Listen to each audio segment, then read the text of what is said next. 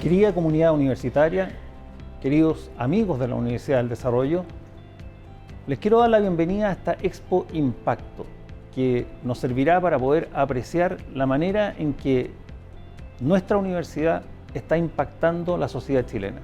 Esta idea de producir impacto es muy antigua en la universidad. De hecho, cuando la fundamos, tuvimos ese propósito. Queríamos provocar un impacto en la sociedad chilena. Y a lo largo de los años elaboramos más este concepto. Y lo elaboramos haciendo que nuestra extensión, que nuestra investigación, que nuestras actividades, que nuestra participación en el ámbito público produjese un impacto. Eso es lo que podremos apreciar en esta expo. Podrán ver exposiciones, podrán ver conversaciones, ustedes podrán apreciar lo que hemos hecho a nivel de la universidad, tanto en Concepción como en Santiago, para a lo largo de los años impactar la manera en que se organiza el currículum de pregrado, para impactar la manera en que se participa en la vida pública, para impactar la vida de las personas de la región del Biobío y de la región metropolitana, para impactar la trayectoria de vida de aquellos que ponen en nuestras manos la formación de sus hijos, para impactar, en fin, a la sociedad chilena con la que sentimos que tenemos un compromiso.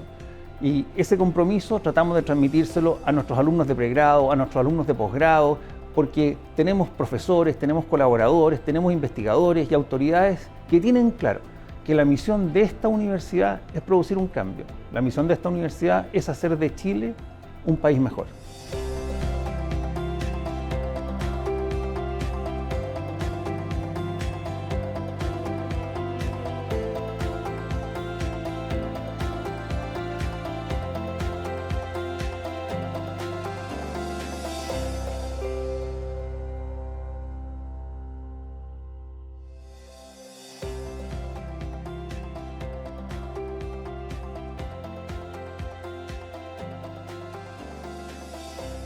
Muy buenas tardes a todos. Partimos esta nueva sesión de conversatorio en la Expo Impacto 2021 en la Universidad del Desarrollo, esta vez con el conversatorio COP26, Conclusiones y Oportunidades para Chile.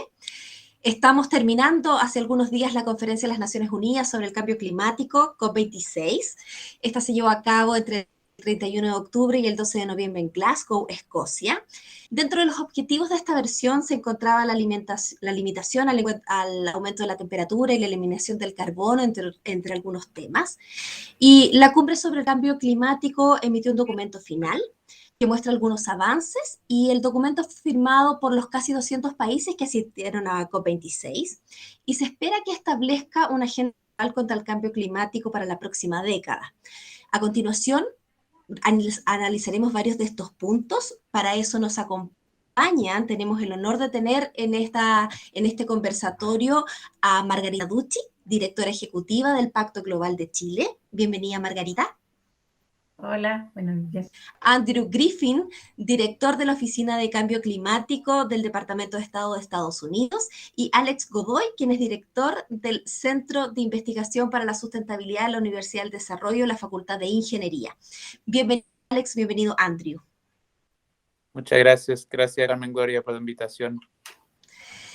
Quería partir este conversatorio pidiéndole a Andrew que, desde tu mirada global, Andrew, por tu expertise, por tu experiencia en las múltiples COP que has participado, nos puedas contar cómo ves la visión global de COP26 frente a los desafíos que hoy día tiene nuestro planeta.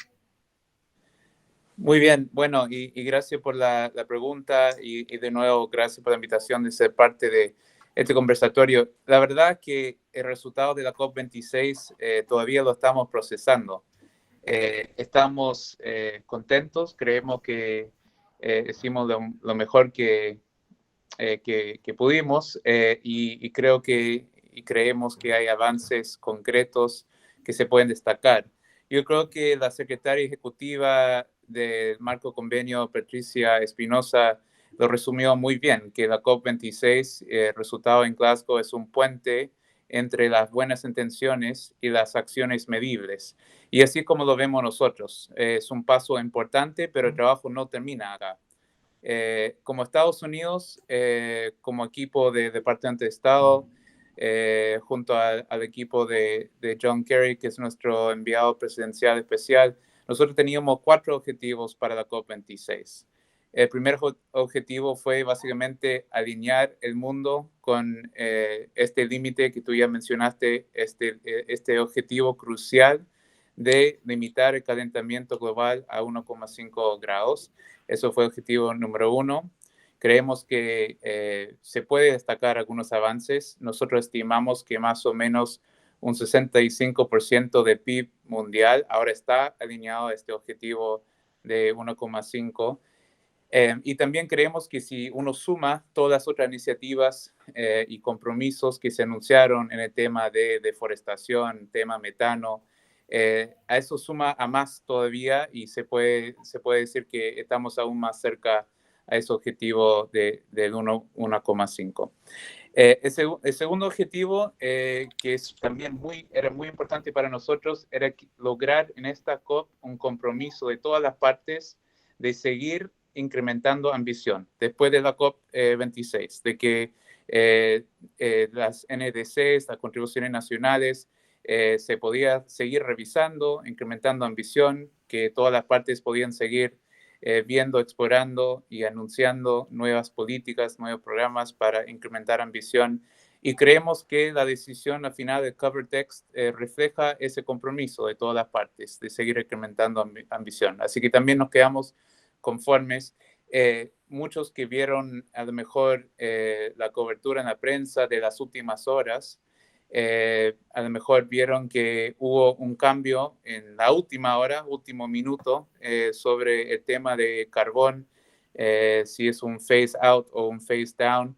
Y eso sí tiene que ver con la dinámica y lo que nosotros entendíamos que era real, que para muchos países terminar de un día para otro con el tema de termales a carbón es complicado. Así que se entiende eso, que al final se tuvo que negociar y lograr un acuerdo, pero de todas maneras existe ese compromiso de empezar a hacer un phase out, un phase down de carbón.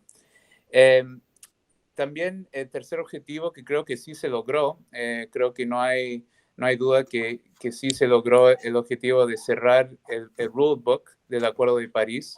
El Acuerdo de París se firmó hace 6 años, pero todavía no se había concluido las negociaciones sobre las modalidades del Acuerdo de París. 2 artículos en particular, el artículo 6 sobre mercados de carbono y el artículo 13 sobre transparencia. Así que los equipos de todos los países pudieron celebrar que por fin se terminó lo que fue la parte gruesa de trabajo de concluir el artículo 6 y el artículo 13. Y finalmente para nosotros era muy importante reestablecer el liderazgo de Estados Unidos en materia de cambio climático, y nosotros creemos que con los aportes que hicimos a través de varias iniciativas, el mismo liderazgo del enviado presidencial John Kerry, logramos restablecer Estados Unidos como un actor relevante en la lucha contra el cambio climático.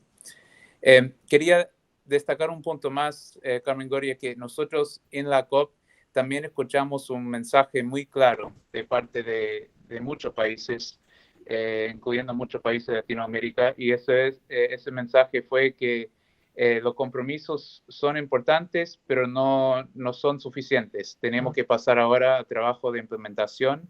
Tenemos que empezar a ver cómo vamos a aterrizar, por ejemplo, el compromiso global de metano, donde más de 100 países se comprometen a reducir emisiones de metano en un 30% para 2030. Fue una iniciativa muy importante para Estados Unidos. Muchos países se sumaron, incluso hasta último minuto en Glasgow, pero ahora el tema es cómo se implementa, cuáles son las tecnologías que países, por ejemplo, países que tienen industrias agrícolas importantes, ganadería, países como Uruguay, cómo van a poder lograr esta reducción y cuáles son las tecnologías y financiamientos que estén disponibles para lograr esa meta. Así que ahora pasamos a ver cómo Estados Unidos puede ser parte de este esfuerzo de pasar de los compromisos a la implementación o de la ambición a la implementación, y eso va a ser nuestra prioridad para el año 2022. Quería mencionar un último punto que creo que también ayudó mucho a lo que fue finalmente el resultado, y eso fue el acuerdo Estados Unidos-China, que se logra el día miércoles, que también es un avance muy importante, es una muestra de que dos países pueden trabajar juntos en un desafío global como el cambio climático, a pesar de las diferencias que tenemos en este momento, que ya se saben cuáles son. Y creo que desde nuestro punto de vista, el hecho de que China, por ejemplo, se compromete a hacer un plan nacional de metano, se compromete a reducir carbono durante este plan de 5 años, también creamos establecimos algunas áreas de cooperación bilateral de Estados Unidos-China. Para nosotros eso fue también un resultado muy importante y también producto de muchas horas de trabajo y negociaciones entre nuestros equipos. Así que, bueno, voy a dejarlo hasta acá para que Margarita y Alex también puedan dar su perspectiva. Gracias, Andrew. Pero antes de eso, me gustaría pedirte si también puedes darnos una mirada un poquito más global de lo que está ocurriendo en Latinoamérica.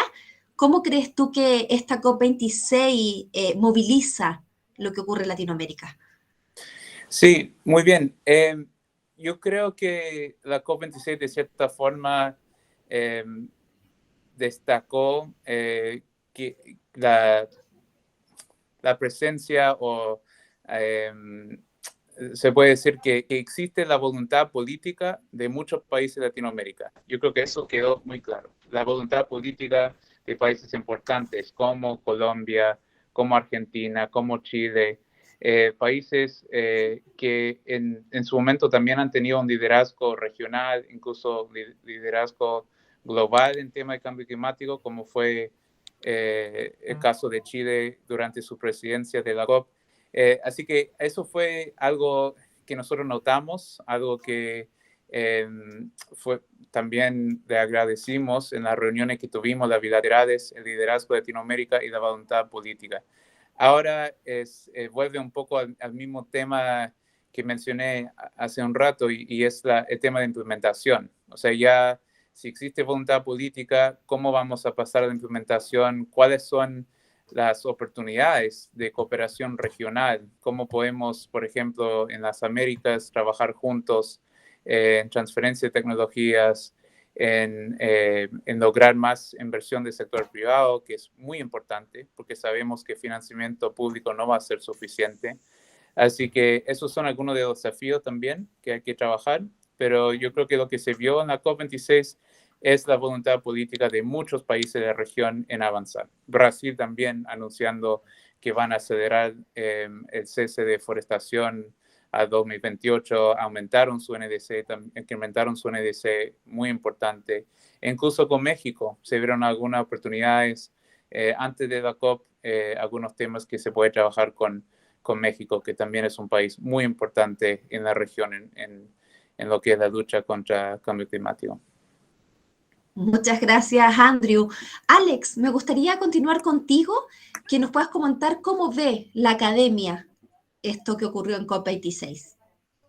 A ver, desde el punto de vista quizás de ciencias políticas, se vería como, como dice Andrew, un gran avance. De hecho, poner de acuerdo a 197 países, aunque sean 40, corrígeme Andrew, en temas de metano, que es un tercio de la atribución de gases de efecto invernadero, de calentamiento global, está atribuido a metano. ¿Ya? Del punto de vista de multilateral es perfecto, pero el punto de vista de la ciencia es un poco más dura, que no importa el IPCC, es un gran fracaso, lamentablemente.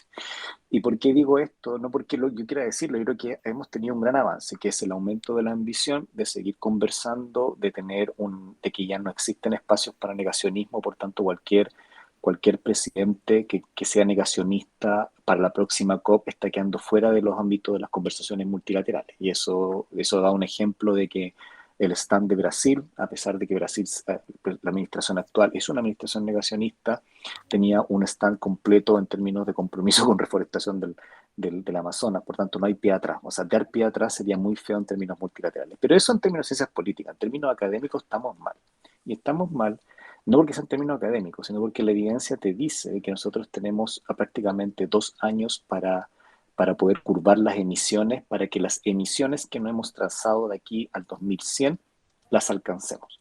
Por lo tanto, cualquier atraso en términos de la implementación de políticas, porque ya no hablamos del acuerdo, estamos hablando de que tenemos un problema de implementación de política, tiene que ser lo más rápido posible para alcanzar la meta al 2100. Si no, lo que estamos arriesgando hoy día, que hoy día seguimos con una tendencia de emisiones de aquí al 2100 que va entre 2,4 y 2,7 grados.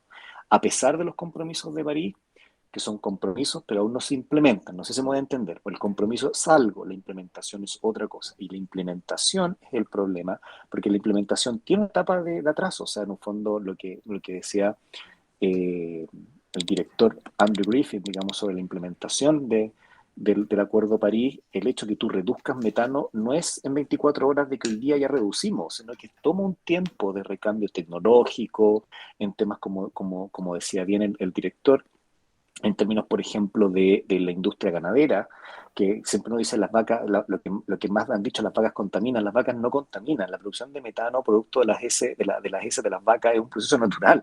El tema está en que nosotros consumimos mucha carne, o cambiamos nuestra dieta, ¿ya? O se trabaja, como están haciendo algunos países afuera, de cambiar la dieta de las reses, y al cambiar la dieta de las reses, las reses emiten menos, que utilizar algas como amendment, como alimento como complementario. Si te das cuenta, eso que todavía está en esta parte experimental y que está demostrando que reduce las emisiones de la industria agropecuaria en un 35 o un 50%, toma tiempo. Entonces, cualquier acuerdo que hoy haya salido de Glasgow, nos falta el cómo, por ejemplo. Y aquí voy a ser un poco, nos dicen, por ejemplo, que ahí aumentamos en 100 millones de dólares el tema para adaptación, pero no sabemos cómo. Hay un acuerdo de reducir metano con 40 países comprometidos que quieren ser más, pero aún no sabemos cómo.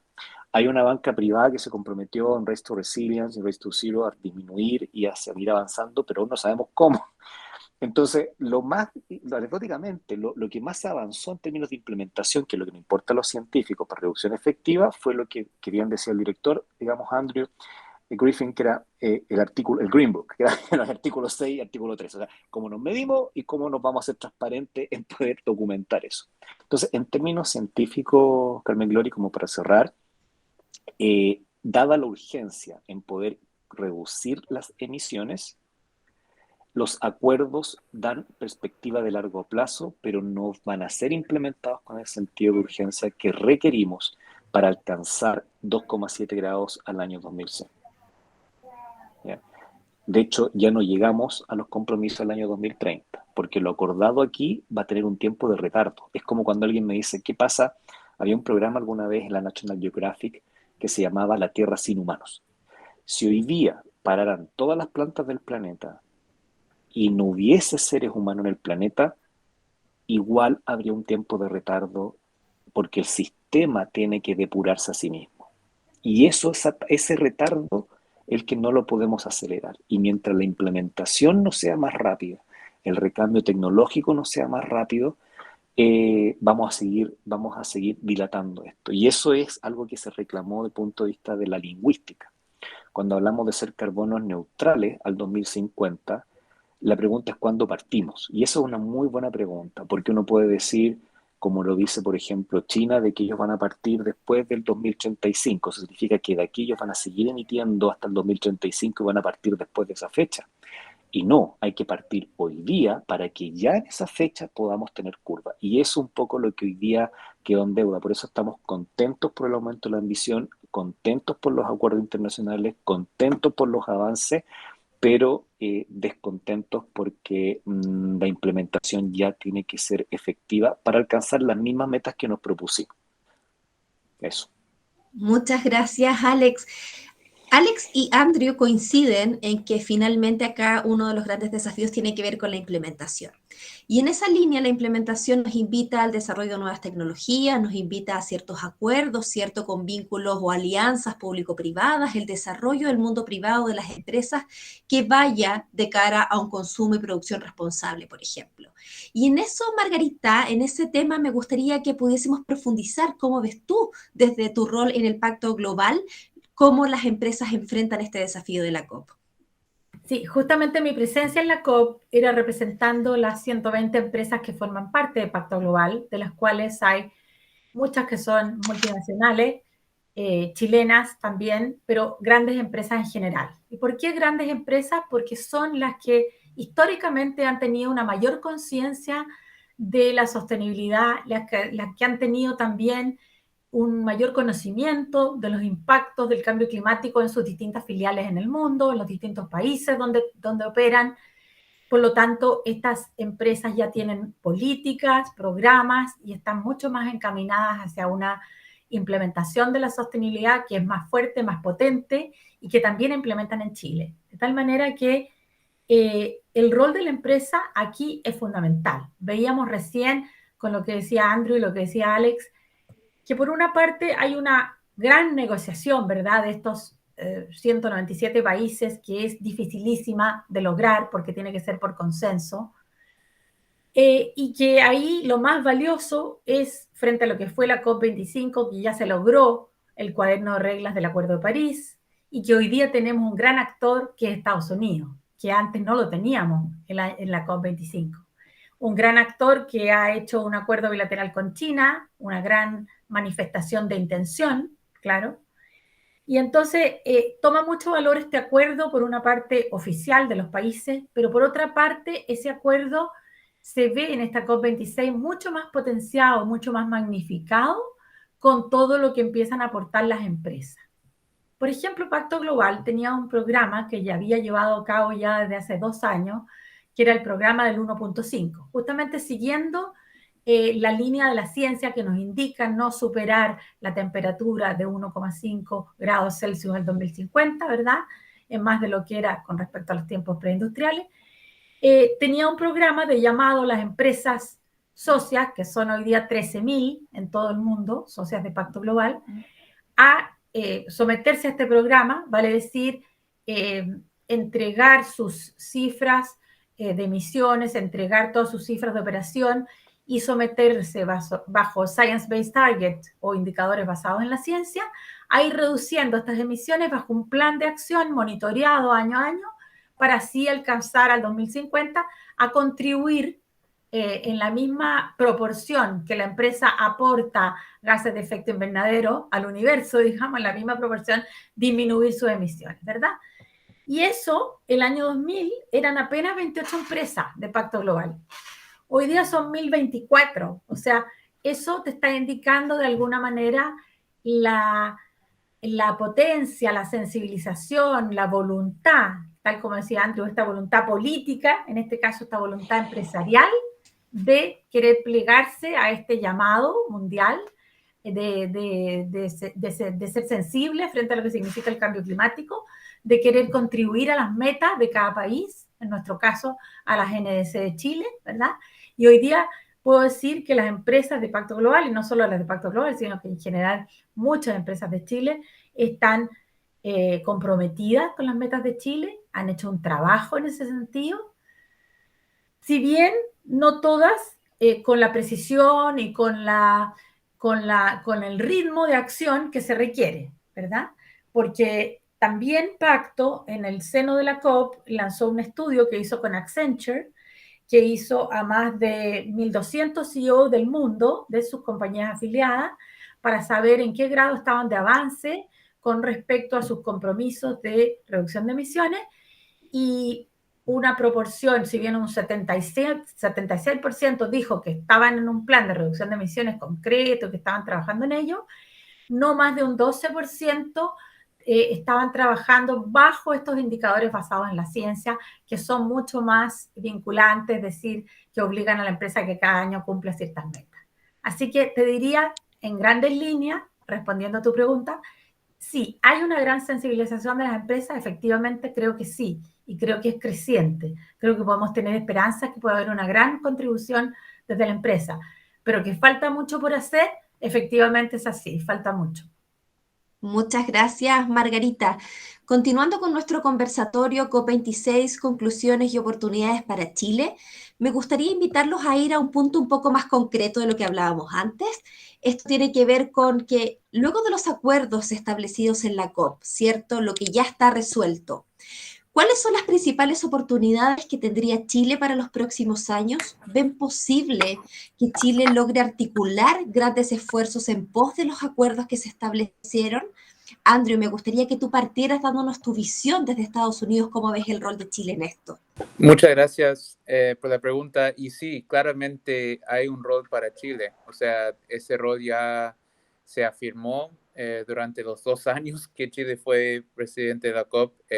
Yo creo que se ve, por ejemplo, en el tema océanos, una de las cosas que no ha salido tanto a la prensa, que gracias al liderazgo de Chile durante muchos años, partiendo de 2015 en París, se pudo lograr ahora en Glasgow un reconocimiento en el cover text, en la decisión final, de que hay que trabajar en nexos entre océanos y cambio climático. Se logra también un compromiso de tener un diálogo sobre océanos y cambio climático todos los años para que los países puedan presentar sus avances en esa materia, en las soluciones basadas en océanos. O sea, ese es un tema donde Chile fue líder, ha sido líder, y yo creo que en los años que vienen también eso se va a fortalecer, el rol de Chile. Yo veo a nivel de Latinoamérica, Estados Unidos también, nosotros hicimos un esfuerzo durante este año para tratar de unir a la región un poco con esta idea de que existe una gran oportunidad para nuestras economías, todas las economías de las Américas, si podemos trabajar juntos.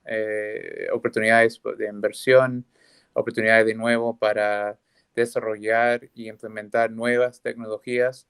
En septiembre de este año, un poco con esta visión de unir a la región, trabajamos con varios países. Argentina fue, digamos, el organizador principal, pero también trabajamos con Chile, con Costa Rica, con Colombia, para organizar el primer diálogo de alto nivel sobre cambio climático en las Américas, donde participaron 8 jefes de Estado.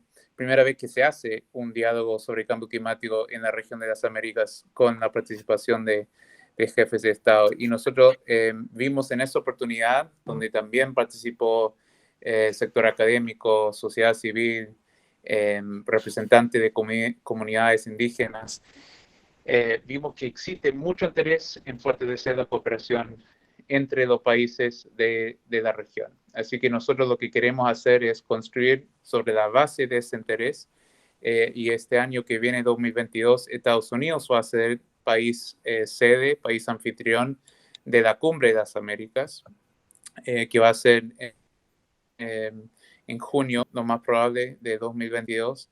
Y queremos hacer como prioridad en esa cumbre la cooperación en materia de cambio climático. Y con 2 o 3 iniciativas bien concretas, que lo voy a mencionar, donde también vinculando un poco todo esto a tu pregunta, Carmen Gori, de Chile puede tener un rol de liderazgo. Una de ellas es RELAC, que es la iniciativa, o RELAC, para lograr un 70% de capacidad instalada de energía renovable para el año 2030.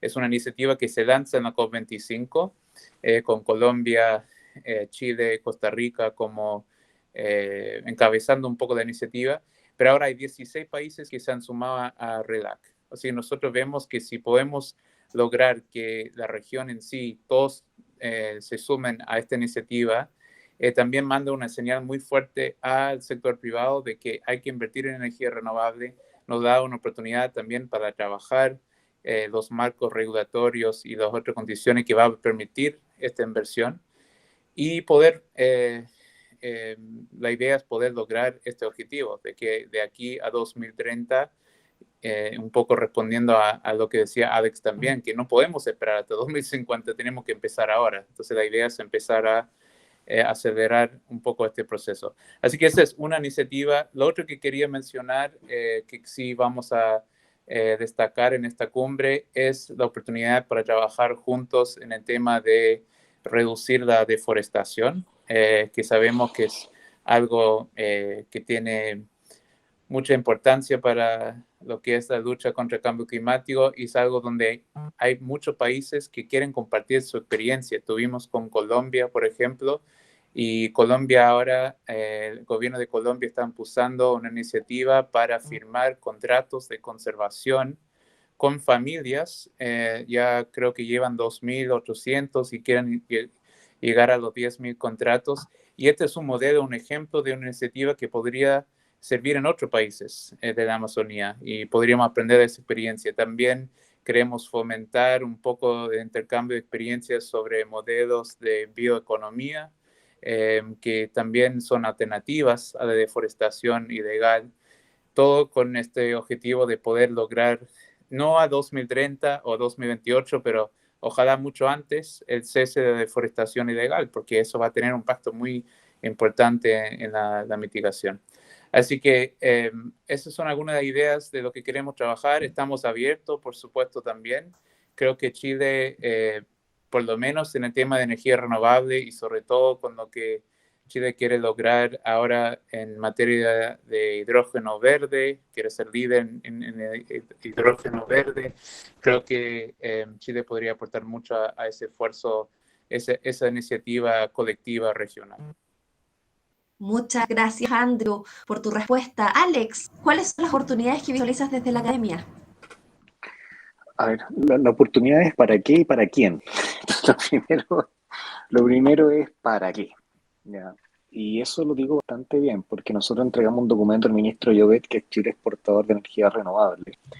Y Chile puede ser una linda góndola de supermercado poniendo plantas extranjeras para que otros países reduzcan y a nosotros no nos quede nada. Pero en esa transacción nosotros ganamos la asada, como se dice en jerga nacional.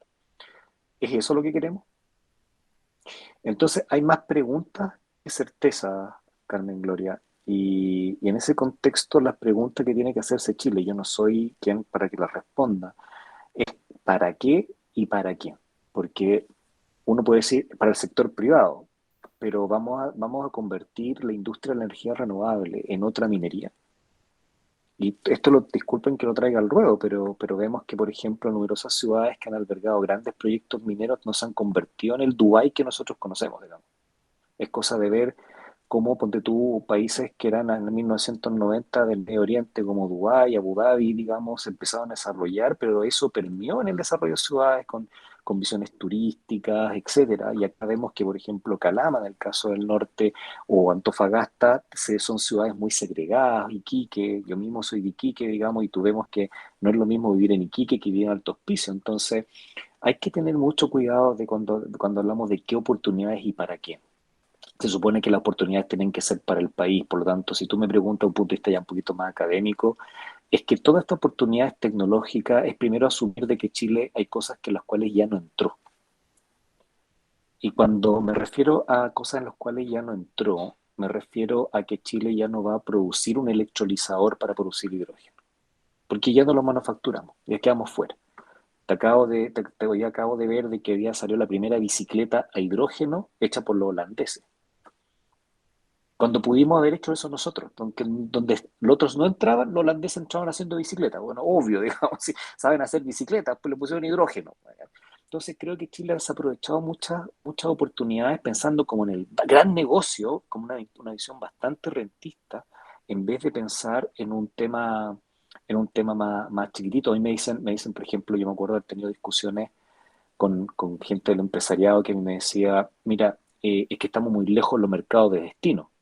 Claro, pero es la misma distancia que hay de China para Chile. O sea, la distancia que hay de Santiago a Beijing es la misma que hay de Beijing para Chile, digamos. Entonces, pero la diferencia es que producimos en Beijing y no en Santiago. Entonces, a eso es para qué, para quién y qué vamos a hacer. Y creo que esas son preguntas, fíjate, que no se han respondido. O sea, Chile quiere ser exportador de energías renovables, pero con plantas nacionales. ¿Vamos a adoptar esas capacidades? O sea, hoy día, por ejemplo, en la mayoría de los ingenieros que salen, nosotros preparamos ingenieros buenos en termodinámica, en mecánica, etcétera, pero si las empresas se dedican simplemente a transar cosas comerciales, ¿para qué estamos formando ingenieros? O sea, si formamos ingenieros que son duros en la ciencia, ¿ya? En temas de STEM, de ciencia, tecnología, matemática, ingeniería, pero van a salir una empresa poco sofisticada donde simplemente van a hacer modelos de negocio manejando una planilla Excel, estamos mal. Entonces creo que no te podría responder esa pregunta porque es una visión de Estado a largo plazo, es Chile donde quiere estar. Yo creo que hoy ya no está la excusa de que estamos lejos de los mercados de destino. De hecho, Chile podría ser un gran hub de desarrollo de prototipos tecnológicos para poder salir a la región. De hecho, Chile, por tener hasta el día de hoy igual una estabilidad política y macroeconómica, es atractivo para poder alojarse y de hecho muchas tecnologías que parten aquí, negocios, se expanden en la región andina, como son Ecuador, Colombia, Argentina, Brasil, y no como todos piensan de Brasil hacia acá, o sea, no es así, digamos.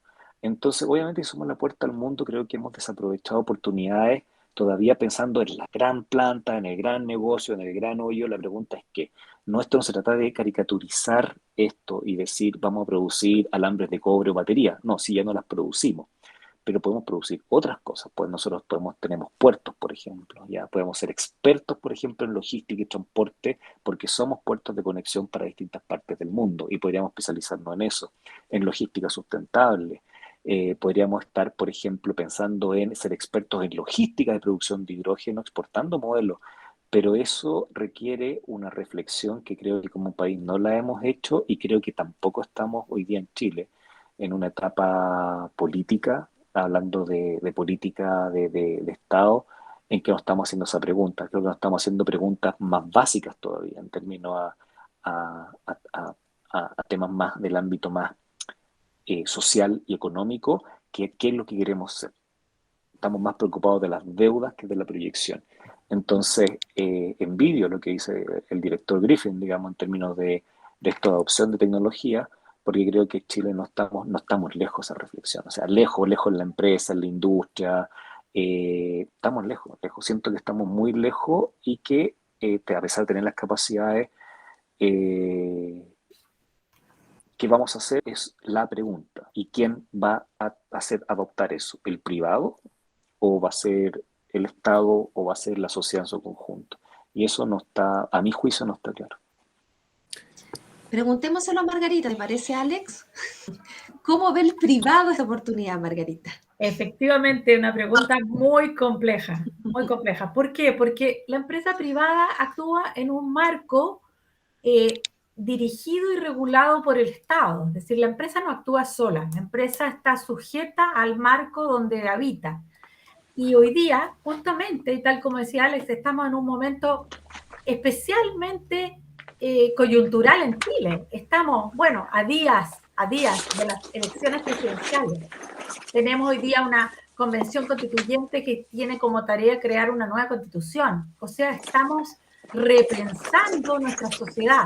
Entonces, estamos todavía lejos de repensar en una etapa mucho más avanzada porque estamos efectivamente generando las bases para poder organizarnos, ¿verdad? Entonces, lo que tenemos que plantearnos, creo yo, respecto a este tema específico que estamos hablando, que es cómo implementar lo que emana desde hoy día la COP26 y los grandes lineamientos en materia medioambiental.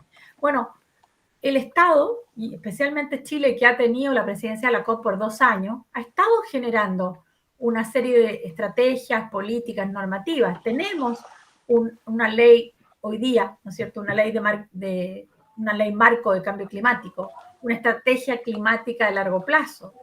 Tenemos una hoja de ruta de economía circular, tenemos un proceso de transición justa y así una serie de marcos generales que regulan, pero claro, ¿cuán permanentes serán estos marcos? ¿Cómo se irán complementando? ¿Cómo se irán especificando en reglamentaciones bajo un nuevo gobierno, con una nueva constitución?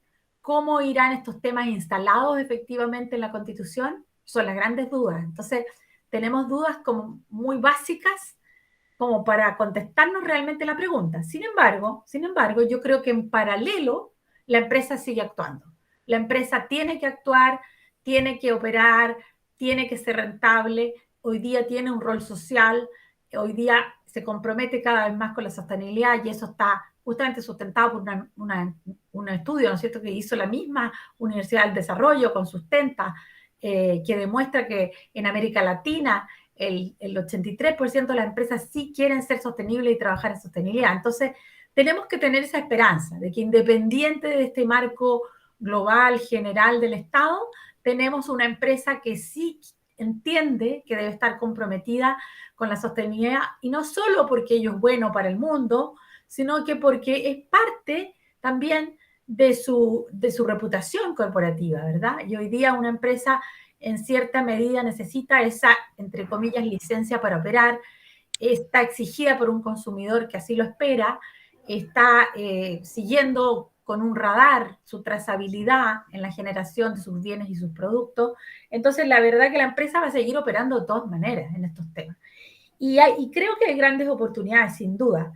El tema del desafío contra la forestación, por ejemplo, que mencionaba el doctor Griffin recién, bueno, hay 2 empresas chilenas que participaron en ese acuerdo, como son CMPC y Arauco. Claro, son 2 recién, pero es una punta de lanza, es importante, marcan al menos una pauta, ¿verdad? Hubo una importante presencia del hidrógeno verde y la Asociación del Hidrógeno Verde y profesionales del tema y del ministro de Energía en la COP, representando Chile en ese tema, y creo que ahí, si bien, como decía Alex, quizás hay partes de ese tema que no vamos a poder ejecutar. Sí, Chile está trabajando en ello y van a haber inversiones en hidrógeno verde. Hay un plan de descarbonización en el cual participan las empresas, y Chile en forma inédita participa voluntariamente a través de empresas que se adscribieron a este plan de manera voluntaria para ir generando esta descarbonización. Se está trabajando también en ciudades más sostenibles, y de hecho hay muchas ciudades y comunas plegadas al Race to Zero. Hoy día tenemos una gran cantidad de empresas sumadas a estas 5.000 mundiales en Net to Zero que están trabajando. Nosotros, por ejemplo, como Pacto Global, en América Latina estamos trabajando con 127 empresas en un programa del acelerador por la ambición climática, que estas empresas se comprometen con metas específicas y están trabajando en un plan con un monitoreo permanente. Tenemos electromovilidad, que todavía está en pequeña escala, pero que irá también creciendo. Entonces, ¿hay áreas para desarrollar? Sí, definitivamente. ¿Hay potencial? Sí. Pero estamos en un momento en que, como estamos definiendo bases políticas y bases institucionales, prácticamente de nuevo, ¿verdad?, en un proceso que estamos generando estas bases, claro, esto dificulta, entraba en cierta manera, ralentiza un poco el proceso, pero yo confío en que las empresas van a seguir caminando en forma paralela mientras tomamos el tranco, digamos, de esta evolución política que estamos viviendo y de esta aceleración hacia ya una nueva normalidad institucional. Muchas gracias, Margarita, por tremenda respuesta. Alex, me gustaría continuar contigo y tomando lo que decía Margarita, las empresas también necesitan conocimiento. Y ese conocimiento en muchos casos sale desde la academia, sale, por ejemplo, como mencionó Margarita, también desde la Universidad del Desarrollo, con ciertos trabajos, con ciertas investigaciones para poder aportar al desarrollo sostenible. ¿Cómo ves, por tanto, de cara al rol de la universidad, a tu rol como académico, los próximos desafíos de COP27, entendiendo que el tiempo pasa volando, que ya nos queda menos de un año para la próxima COP? ¿Qué temáticas crees que son pertinentes para la próxima versión de la cumbre y cuáles crees que son los principales avances que se deben cumplir en nuestro país previo a la COP? ¿Cómo debiésemos llegar preparados? Hay 2 temas. Uno tiene que ver con que, a ver, si yo lo miro, COP debiera tener, está bien, seguir siendo la conferencia entre partes, o entre gobiernos, o entre economías. Pero hay que agregarle a esta una segunda conferencia, que es la conferencia que son los no parties. O sea, si partió, o sea, deberíamos tener así como hay para que la gente entienda, dentro de COP está lo que se llama la Blue Zone, que es como la zona de negociación, y la Green Zone, que es la zona como de los no parties, ¿ya? De los que no son party, no son gobierno.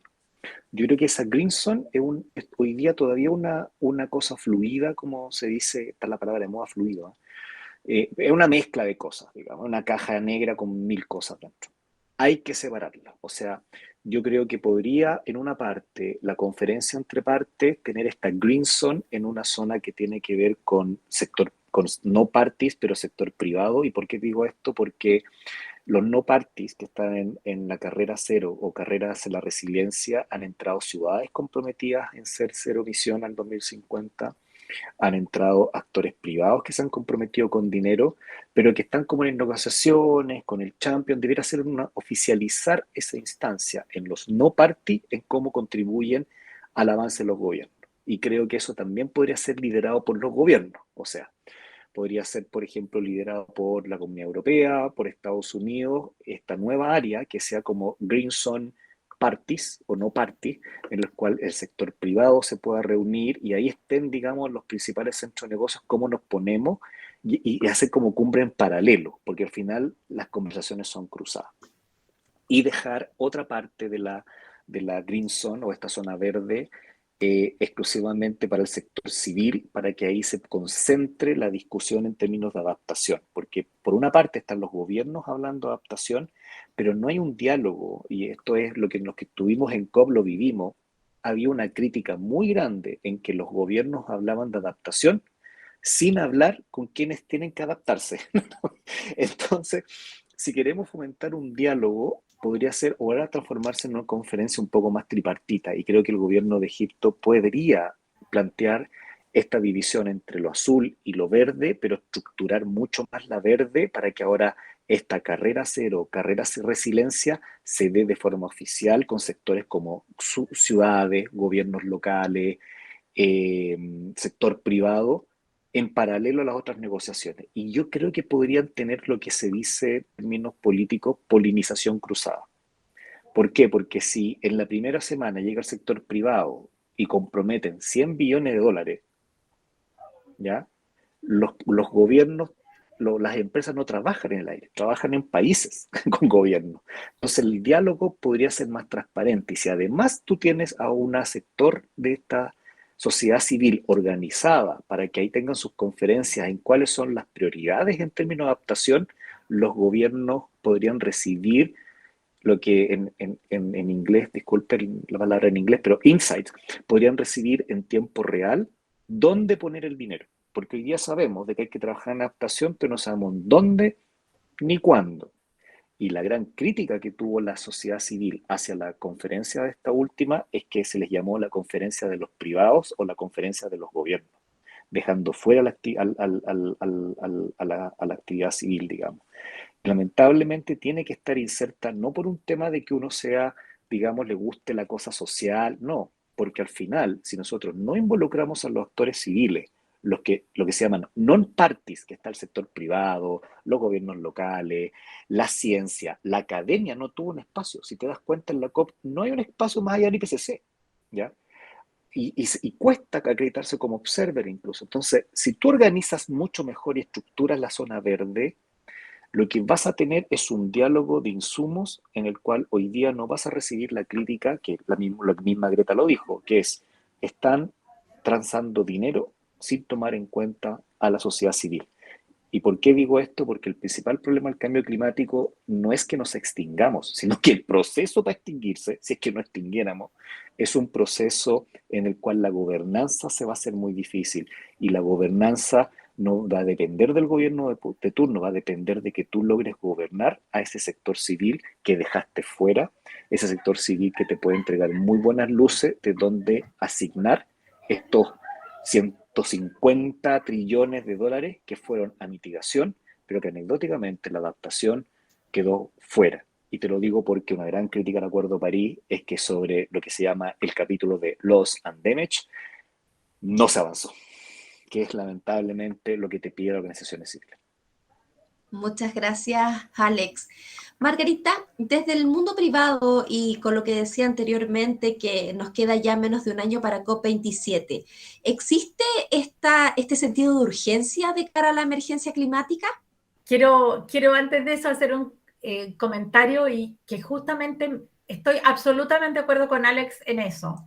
Creo que hoy día el mundo privado también, aplicando la misma lógica, todas sus inversiones deben ser consultadas, informadas, dialogadas con aquellas comunidades afectadas, por lo tanto ese diálogo tiene que ser muy estrecho, de la misma manera como Alex mencionaba, justamente la adaptación con aquellos que se tienen que adaptar, o sea, es así, y esa integración tiene que ser muy intensa. Y quería también un poco mencionar que así como esos cambios que dice Alex hacia el futuro para la nueva COP, a mí me parece que la figura de los champions demostró ser una figura relevante.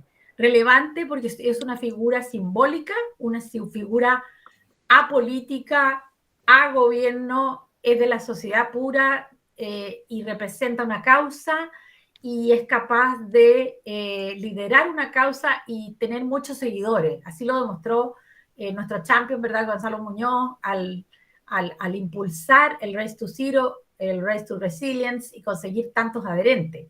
Ahora él terminó su trabajo y entregó a Nigel Topping del Reino Unido, pero tal vez ahí hay que repensar esa forma de trabajo de los champions, porque tal vez sería mucho más potenciador tener trabajando a dos champions, uno representando al mundo desarrollado y otro al subdesarrollado, por ejemplo, y unirse para presentar realidades distintas y que encajen y que sean realistas, y yo creo que puede potenciarse extraordinariamente más. Entonces, quería dejar esa idea también, que claro, no creo que me escuchen desde los organizadores de Naciones Unidas, pero sí creo que podría ser una forma de potenciar mucho más. De hecho, si los que estuvimos en la sesión final, ¿no es cierto?, vimos cómo ellos dos se apoyaron todos estos 2 años para sacar adelante avances a los acuerdos a que se llegó.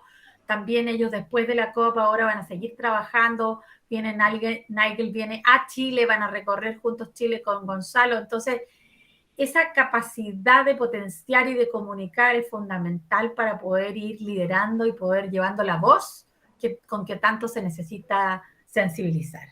Así que, y desde la empresa, sin duda, esa sensación de urgencia que me preguntabas tú está. Yo creo que hoy día está cada vez más. Claro, hay empresas para las cuales es más difícil hacer este cambio, ¿no es cierto?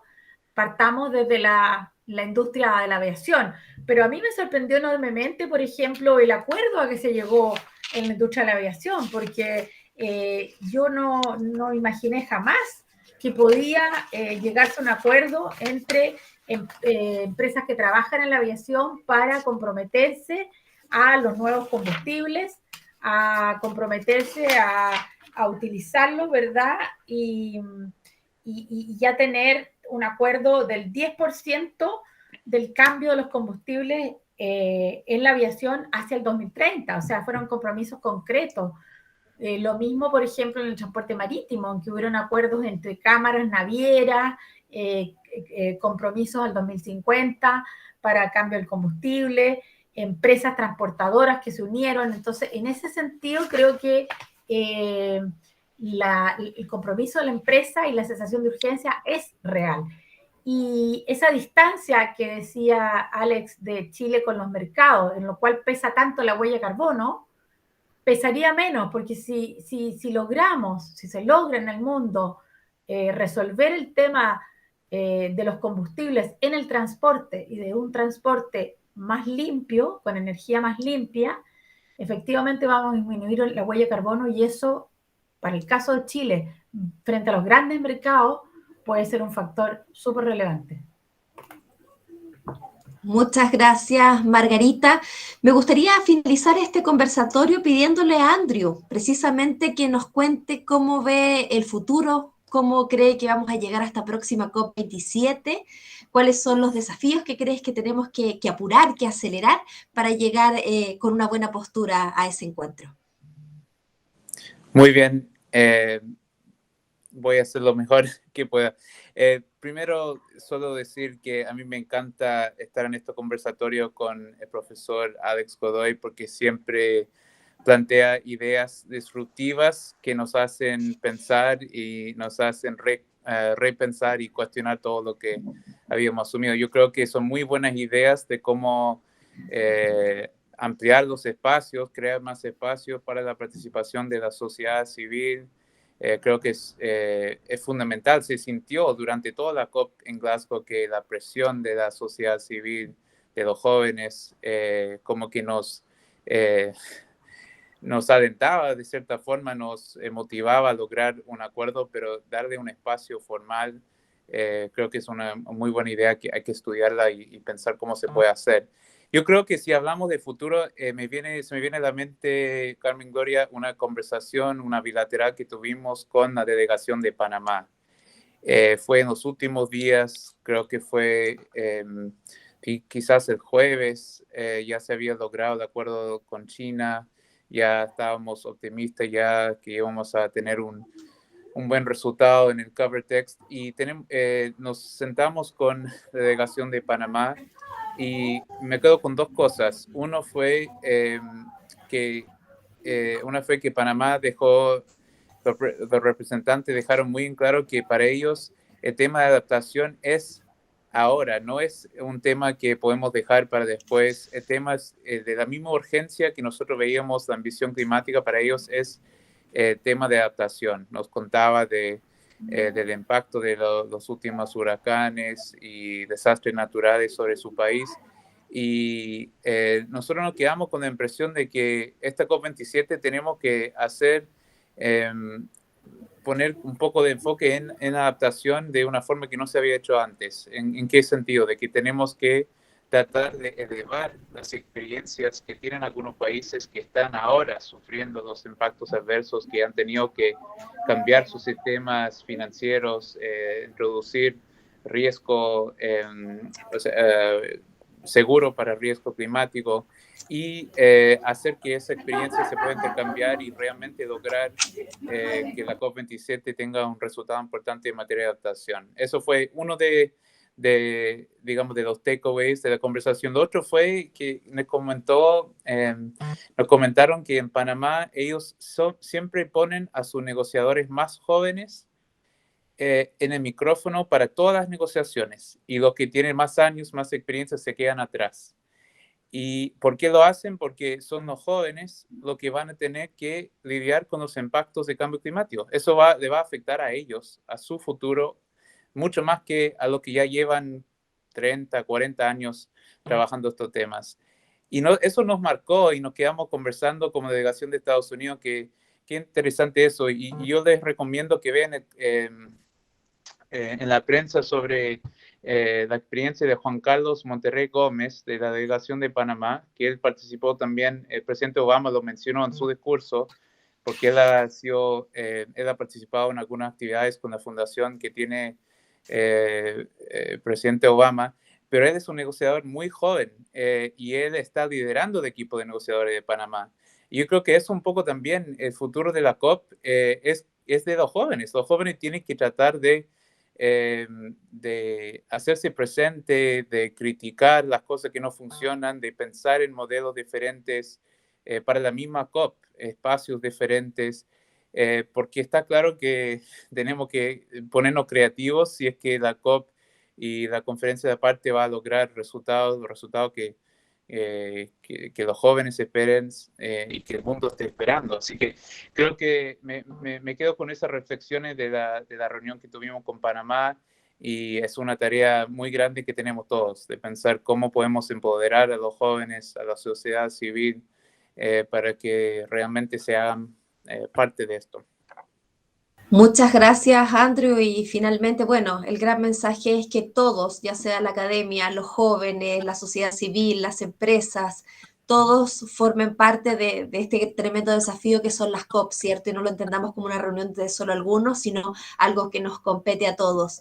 Les quiero agradecer absolutamente, Margarita, Andrew, Alex, por haber participado de este conversatorio. Muy interesantes los temas, los felicito por lo que están haciendo y por esta capacidad que tienen de movilizar y de entregar conocimiento de lo que está ocurriendo a otros. Y por supuesto los dejo invitados para que ojalá en otra ocasión nos podamos reunir. Y también agradezco a todos aquellos que están viendo este conversatorio y formaron parte de esta grata conversación. Así que muchas gracias.